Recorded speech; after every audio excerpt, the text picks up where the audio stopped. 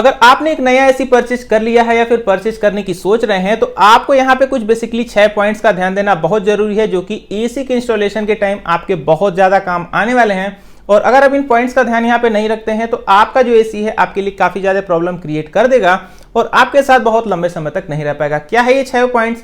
आइए चलिए बिना किसी देरी किए इस इंफॉर्मेटिव वीडियो में जान लेते हैं।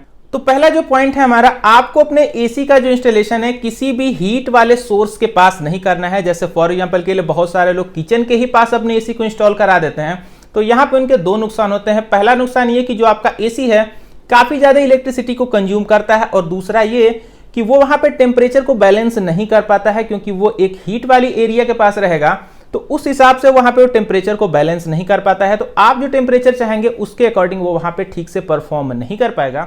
अब हम लोग बढ़ते हैं दूसरे पॉइंट की तरफ। तो दूसरा जो पॉइंट है हमारा कि आपको अपने एसी को किसी भी इलेक्ट्रॉनिक डिवाइस के ऊपर में इंस्टॉल नहीं कराना है। बहुत सारे लोग क्या करते हैं, उनके घर में जैसे टीवी वगैरह लगा होता है, वो अपनी टीवी के ऊपर ही दीवार पे वहां पे एसी को इंस्टॉल करा देते हैं। तो आपको ये गलती नहीं करनी है। इसके पीछे भी यहाँ पे 2 वजह हैं। सबसे पहली वजह, अगर कभी जो एसी है उसमें लीकेज की दिक्कत आती है तो आपका जो नीचे वाला इलेक्ट्रॉनिक गैजेट जैसे कि टीवी वगैरह है उसके खराब होने के चांसेस बहुत ही बढ़ जाते हैं। और एसी के साथ कभी कभी मॉइस्चर भी निकलता है, तो उससे जो आपका इलेक्ट्रॉनिक डिवाइस है उसमें प्रॉब्लम आने के चांसेस होते हैं। तो आपको अपने एसी का इंस्टॉलेशन कहीं भी ऐसे जगह कराना है जहां पे नीचे का एरिया बिल्कुल साफ हो।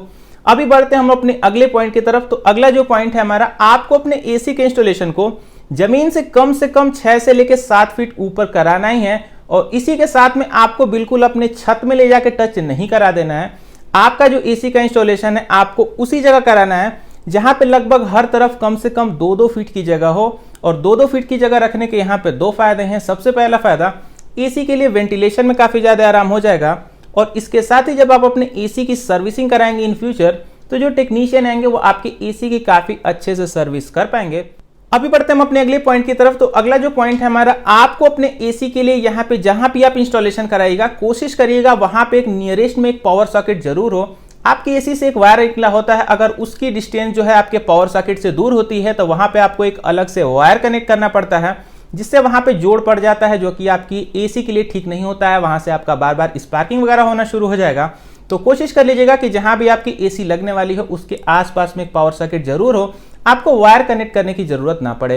अगला जो पॉइंट हमारा, आप जब भी अपने एसी को परचेज करिए साथ के साथ में एक डोर मैट और यहाँ पे कुछ कर्टन्स को भी जरूर परचेज कर लीजिए, क्योंकि दोस्तों जब डोर मैट रहेगा तो आपकी जो रूम है वो डस्ट थोड़ी सी कम जाएगी, जो कि आपके लिए एसी के लिए काफी ज्यादा अच्छी होगी। और जब कर्टन्स यानी कि पर्दे अगर आपने अपने परचेज कर लिए हैं तो यहाँ पे कभी कभी खिड़की वगैरह से धूप आने के चांसेस होते हैं, जिससे आपके एसी के ऊपर काफी ज्यादा दबाव पड़ता है, तो उससे भी यहाँ पे आपकी रक्षा हो जाएगी। मैंने कुछ स्पेशल कर्टन्स और डोरमेट्स के लिंक इसी वीडियो के नीचे डिस्क्रिप्शन बॉक्स में डाल रखे हैं, मेक श्योर करके आप उसको वहां से चेकआउट कर लीजिएगा। बढ़ते हैं अब हम लोग बिल्कुल लास्ट पॉइंट के ऊपर में। तो जब आप अगर इतना महंगा एसी परचेज कर ही रहे हैं तो अपने एसी के लिए जरूर से करके एक स्टेबलाइजर परचेज कर लीजिए, क्योंकि बिजली के झटकों से आपको एसी को बचाने का काम सिर्फ एक ही आदमी करता है, और वो है वोल्टेज स्टेबलाइजर। कुछ सेलेक्टेड स्टेबलाइजर्स के लिंक मैंने इसी वीडियो के नीचे डिस्क्रिप्शन बॉक्स में ऐड कर रखे हैं, मेक श्योर करके आप अपने लिए एक वोल्टेज स्टेबलाइजर जरूर से परचेज कर लीजिएगा जाएंगे। उम्मीद करता हूं आपको वीडियो पसंद आई होगी। आपको वीडियो कैसी लगी कमेंट करके जरूर बताइएगा। अगर आपके मन में भी कोई डाउट रह गया हो तो आप बेशक मुझसे कमेंट करके पूछ सकते हैं। मैं मिलता हूं आपसे अगली इन्फॉर्मेटिव वीडियो के साथ। तब तक अपना ख्याल रखिए, शॉपिंग करते रहिए।